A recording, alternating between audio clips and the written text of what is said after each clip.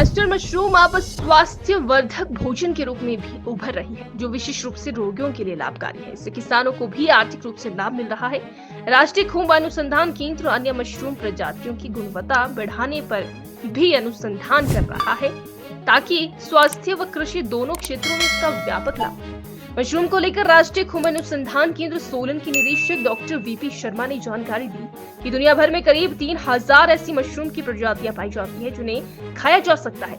इन प्रजातियों में कुछ औषधीय रूप से उपयोगी होती है, जो कुछ को सामान्य रूप से पकाकर खाया जाता है। उन्होंने बताया कि मशरूम प्रोटीन का बेहतरीन स्रोत है और स्वादिष्ट होने के कारण इसकी मांग देश विदेश में तेजी से बढ़ रही है। राष्ट्रीय खुम्ब अनुसंधान केंद्र सोलन के निदेशक डॉक्टर वीपी शर्मा ने बताया कि वर्तमान में ऑयस्टर मशरूम की विशेष मांग देखी जा रही है। ये मशरूम किसी भी जैविक अवशेष पर उगाई जा सकती है। पहले इसे केवल भूसे पर उगाया जाता था, लेकिन अब अनुसंधान द्वारा तुलसी और अदरक जैसी औषधीय पौधों के अवशेषों पर इसे उगाया जा सकता है।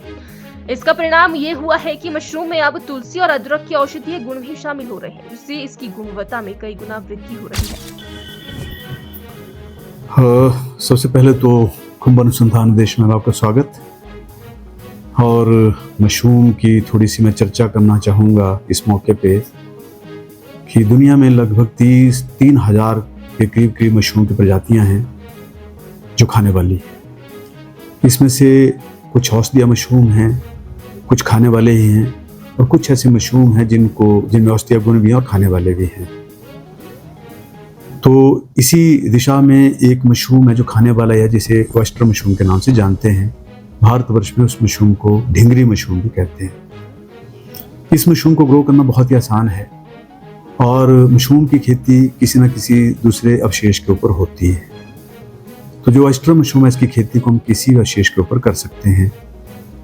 और मशरूम जैसा दूसरे अवशेष के ऊपर ग्रो करते हैं तो ये अपना जो भोजन है उस अवशेष से लेते हैं, तो उसके गुण, जो अवशेष के गुण हैं, कुछ ना कुछ मशरूम के अंदर चले जाते हैं। तो हमने ये जो कुछ प्रयोग किए, ये इस ऑयस्टर मशरूम के ऊपर किए। हमने इस मशरूम की खेती पहले तो ज़्यादातर इसकी जो गेहूं का भूसा है या धान का पुआल है उसके ऊपर होती थी। हमने कोशिश की इसको हम अदरक का जो बचा होता है, उसका अवशेष बचा होता है उसके ऊपर, या तुलसी का जो अवशेष होता है उसके ऊपर करें, तो क्या उसके जो गुण हैं अदरक के या तुलसी के, क्या इस मशरूम में आते हैं कि नहीं। हमें जो कुछ प्रयोग किया अभी, उनमें हमें सफलता मिली है। और जो गुण तुलसी के गुण हैं, कुछ गुण, सारे गुण नहीं आते उसमें, लेकिन कुछ गुण तुलसी के, कुछ जैसे अदरक के थे, कुछ गुण उसके भी मशरूम के अंदर आ जाते हैं। तो जब हम ऑयस्टर मशरूम को खाएंगे तो दोनों के गुण, जो ऑयस्टर मशरूम है उसके गुण भी उसके अंदर रहेंगे, क्योंकि जैसा आपको मालूम है कि मशरूम भी एक बहुत ही एक हेल्थ फूड है, जिसमें प्रोटीन बहुत ज़्यादा है, स्टार्च उसके अंदर नहीं होता, कार्बोहाइड्रेट बहुत कम कार्बोहाइड्रेट हैं लेकिन स्टार्च नहीं है उसके अंदर, और इसके साथ ही जैसे विटामिन डी इसमें भरपूर मात्रा में पाई जाती है। जो कोलेस्ट्रोल है इसके अंदर मशरूम के अंदर नहीं पाया जाता। और साथ साथ जो ढिंगरी मशरूम है यानी कि ऑयस्टर मशरूम है, इसके अंदर लोवास्टेटिन एक ऐसा कंपाउंड है जो कोलेस्ट्रोल बॉडी के अंदर होता है उसको भी कम करता है। तो कई तरह के इसके अंदर खनिज पाए जाते हैं। तो कुल मिलाकर के मशरूम एक हेल्थ फूड है, और हेल्थ फूड होने के साथ साथ अगर हम इसको कुछ दूसरे अवशेष जो कि औषधीय पौधों के होते हैं उस पर करते हैं तो उसके गुण भी इसके अंदर कुछ मात्रा में आ जाते हैं। तो इसकी जो वैल्यू है काफ़ी ज़्यादा बढ़ जाती है। हमारे अनुसंधान इसमें निदेशालय में हम अब कोशिश करेंगे कि कुछ और मशरूम को भी इस कैटेगरी में लाया जाए, और उनकी खेती जैसे जो दूसरे औषधीय होते हैं, हमारे पौधे होते हैं, उनके जो अवशेष होते हैं उसको ग्रो करें।